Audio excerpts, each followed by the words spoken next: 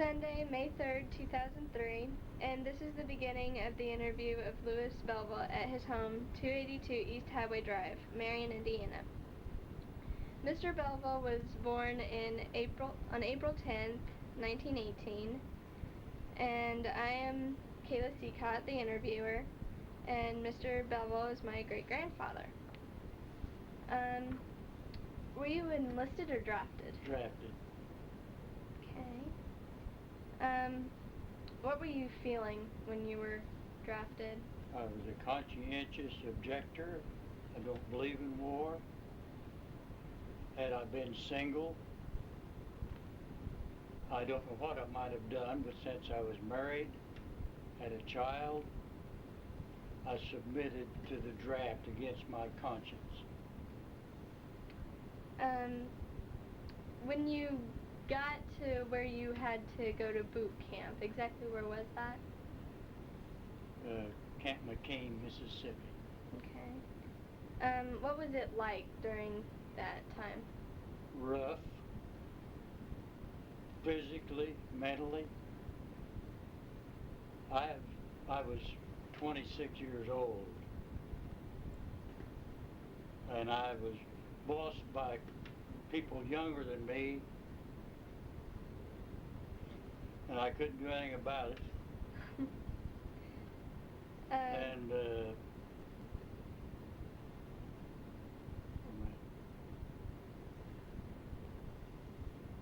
anyway, like I said, it was physically, mentally rough. I've forgotten what the question was now. The question was, what was boot camp and training like? Let that be it. Okay. How did you get through being in the war? Now, I don't know what you mean by that. You mean, did I suffer any side effects, after effects? Like, were you happy about being in the war so that you could protect your family, or were you just wanting to get out of there and come home? I wanted to get out and come home. Okay. And so that was what got you through the war, thinking about getting home to your family? Time got me through the war.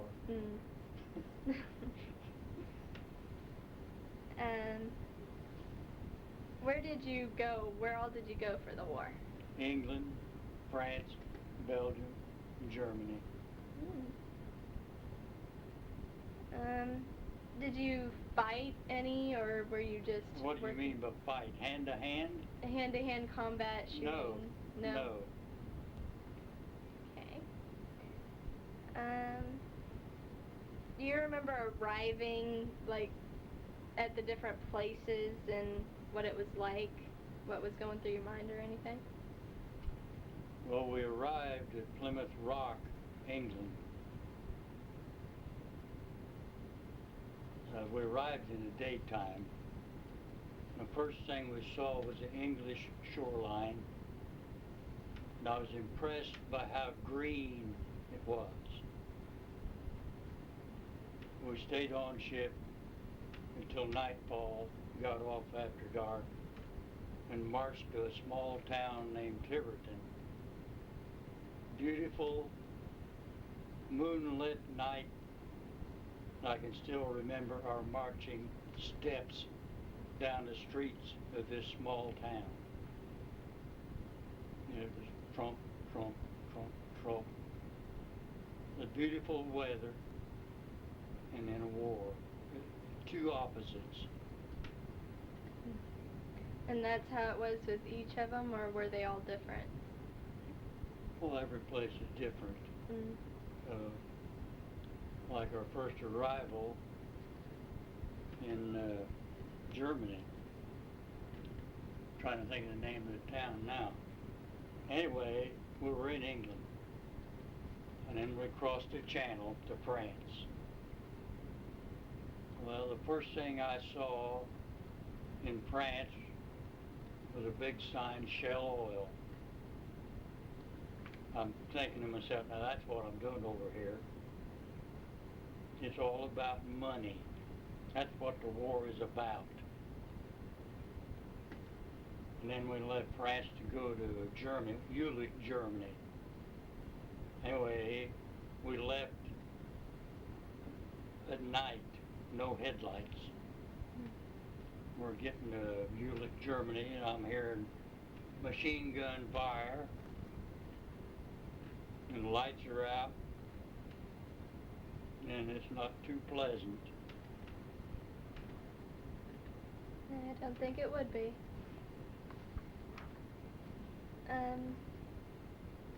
What jobs did you have in the war? Did you... Well, basically bridge building, but we did some home construction in England to build homes for the families that had been bombed out. But when we got to Germany, it was building bridges.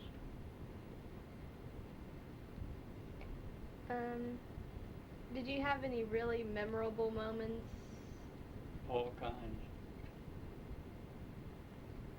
Some bad, some good. I'll tell you one. It was a bad one in a way. Anyway, we were not allowed to associate with the Germans during the war. These German families were broken up and packing up whatever little clothing or things they could have, leaving their homes. It was sad. Old people, children on the countryside, nowhere to go, only get away. And then one food line, chow line that we had set up, after we eat, we dump whatever left in a trash can, garbage can. I'm talking about our individual meal. Empty our canteen and things in the garbage can. Across from the garbage can is a fence. Old women and children over there crying for food, and we had to dump it while they stood there crying hungry. That's one of the things that depressed me. Yeah, because I know that you would get even more depressed if your family was going through the same thing, wouldn't you? Like, had they come over here instead and you were off fighting and that had been your family. That would be speculation. I don't know how it would react.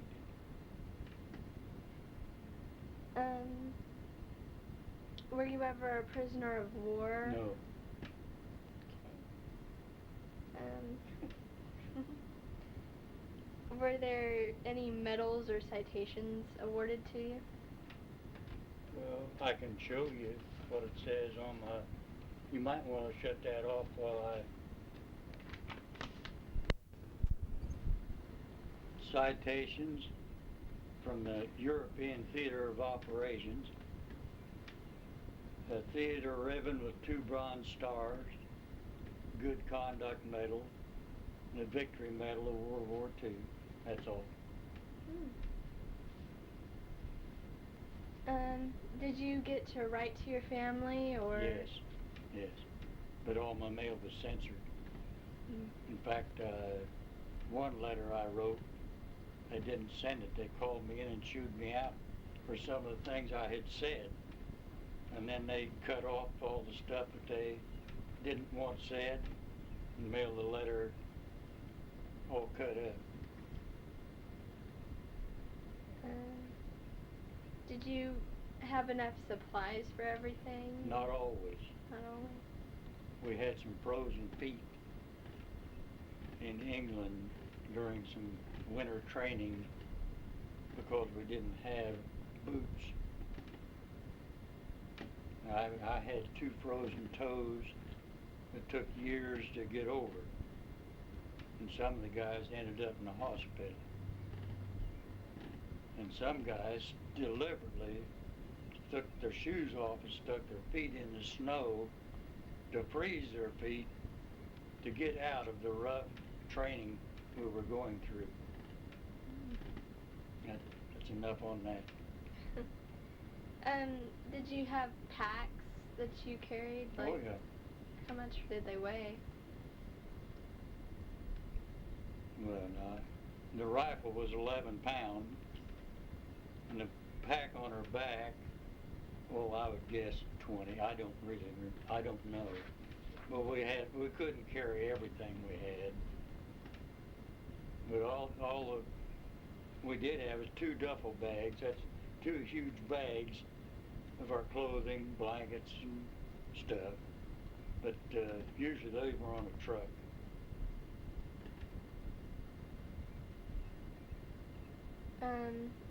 Did you feel stress or pressure while you were over in war or when you got back?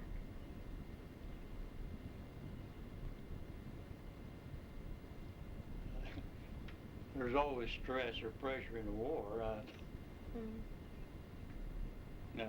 don't know I don't even know how to answer that.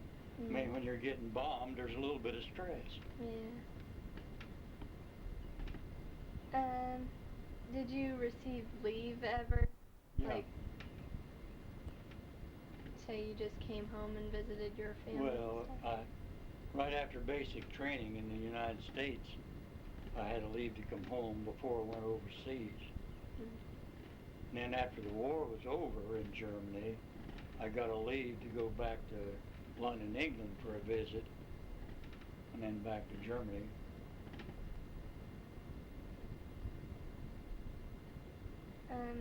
Were there any humorous or memorable experiences, like while you were in basic training, did you guys just play around or was it always serious? Well, we had the weekends off if we behaved during the week. We'd go to bars and get drunk. I mean, we had some good times. Did you ever keep a diary? No. I wish I had, but I didn't. Were there any really good friends that you just clicked with them and stayed that way for a while? Yeah. Almost everybody in the service has one good buddy. I don't know why that is, but you do. And I kept contact with mine, and he died last year. That's no fun.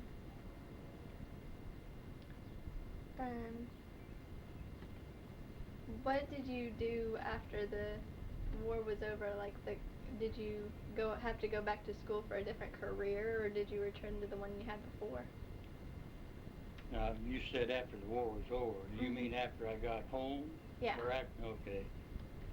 Yeah, I went to Marion Business College, but that wasn't my bag. So I quit that and went back to work in the factory.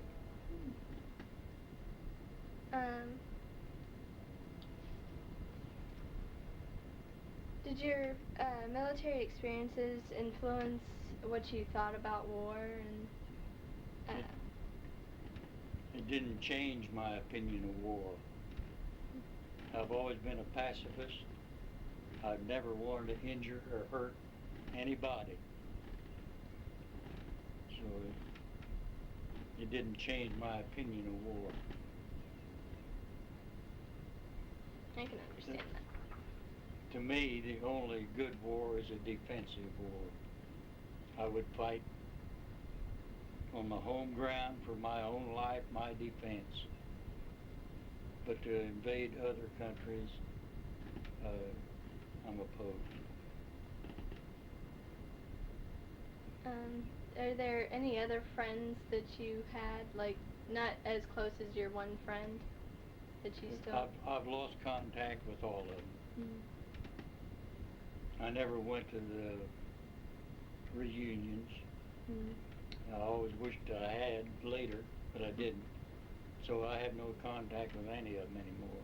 Yeah, you've already taken care of one of my other questions. Did you ever attend any of the reunions? No.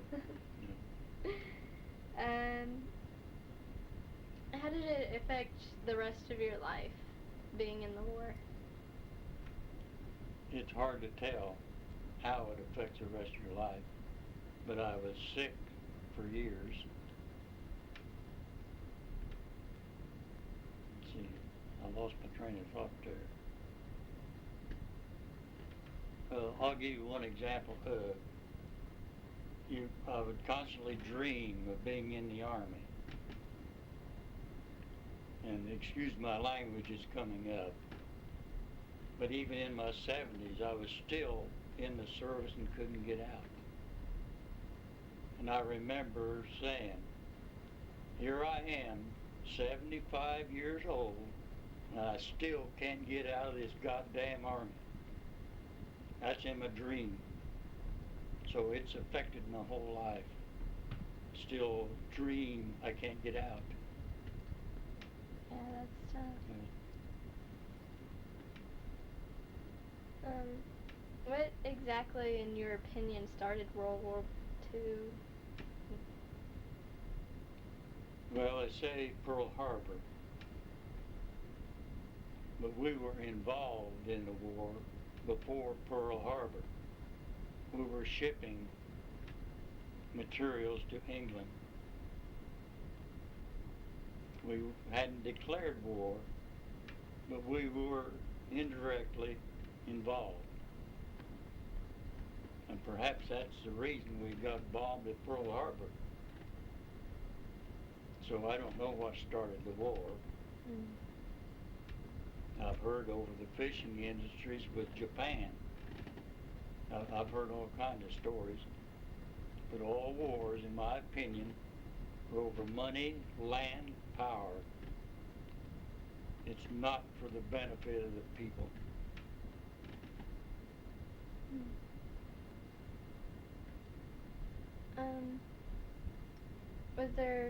Were there many different types of areas in the Army that you could go into, or just Army?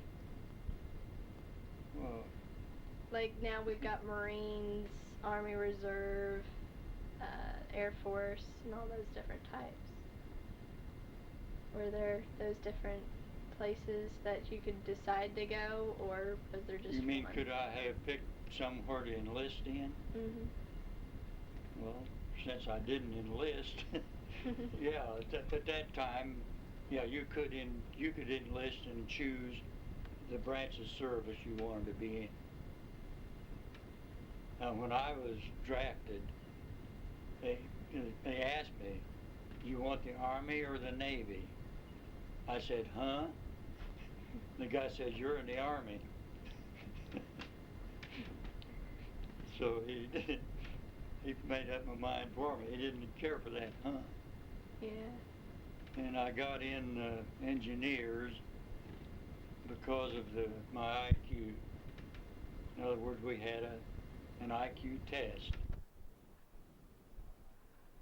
I checked 145. So that put me in the engineers instead of the infantry. That's pretty good. High IQ. Pretty good.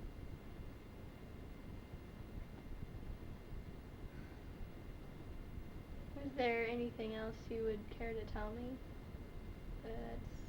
that I haven't asked about? Well, I don't know.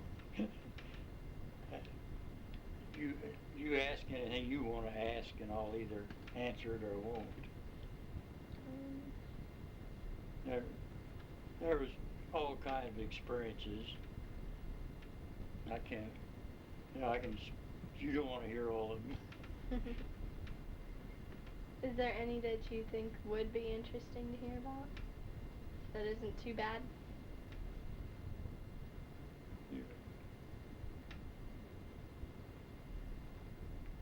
You ask me questions and I'll answer them.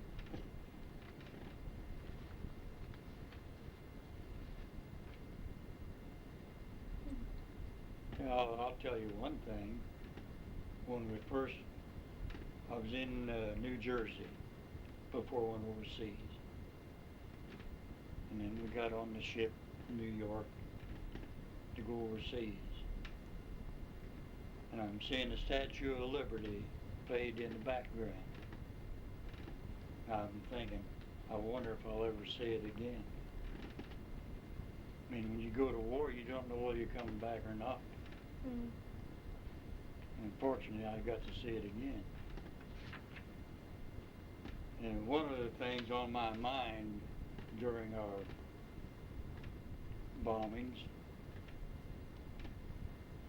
you can blow my head off, but for God's sake, don't blow an arm or a leg off. I didn't mind dying, but I don't want to be mutilated. Did you sustain any injuries? Hmm? Did you sustain any injuries? No. Only, yeah, I did, but that's another story.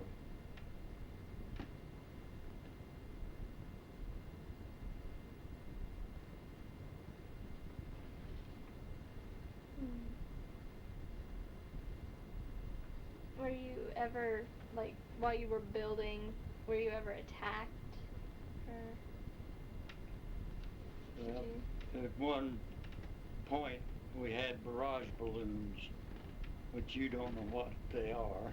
Mm-mm.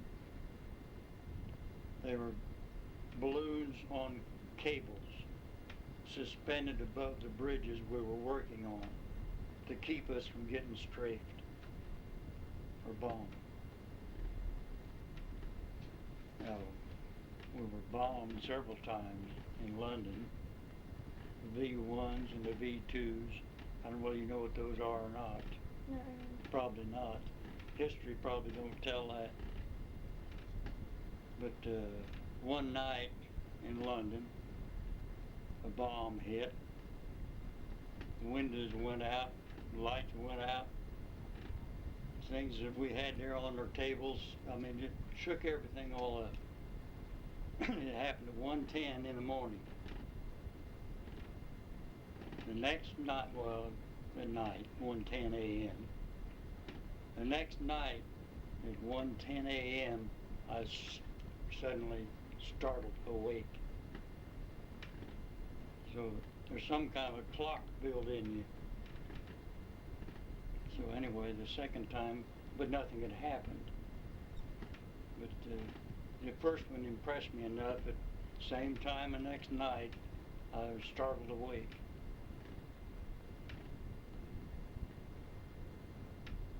And anyway, bombs are a little bit scary. Especially if you're sleeping. And one night we had an air raid warning. It was over in Germany. That means there's bombers approaching. Well, we were in sleeping bags. Well, it was time to get out of that sleeping bag and head for cover. I had got turned around in my sleeping bag and couldn't find the zipper. And here I'm wanting out. I want out here now. I don't want to fool around. So it took me a little longer to get out, but I never zipped it up anymore. From then on, I grabbed each side of it, pulled it around me so that I could get out now. Yeah, that's scary. And, not that night, but another night after that, they shot down a German bomber over us. The artillery shot him down. Next day we went over to see the plane. I can't describe the distance that plane was strung out when it crashed. I mean, little debris, and the engine was the last thing. This is, I would guess 500 yards of the parts of that plane. And at the end of it, with the motor and the wheels, the heavy parts, was guys in the plane. One guy had an arm off. The rest of them, you couldn't see a thing wrong with them. They were still in uniform. And it was sad. Good-looking, young German men. We had to shoot them down. So you guys never took any prisoners either? No.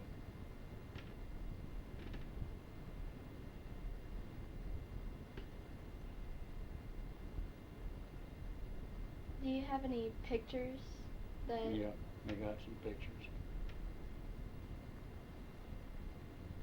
Are they just of you in the uniform, or are there any that you have with your friends, or before the war and after, or just a mix? Well, before the war and after,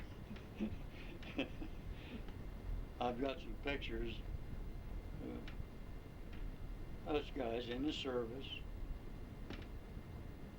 on some of them on the job, some of them where the destruction is.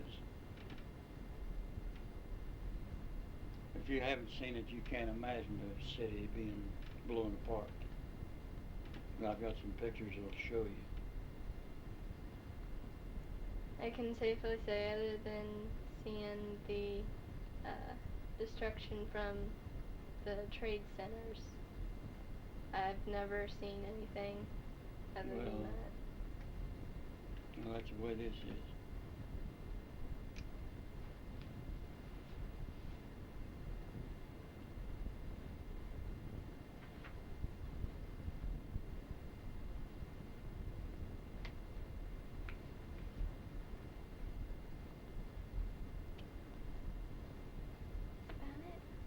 Good.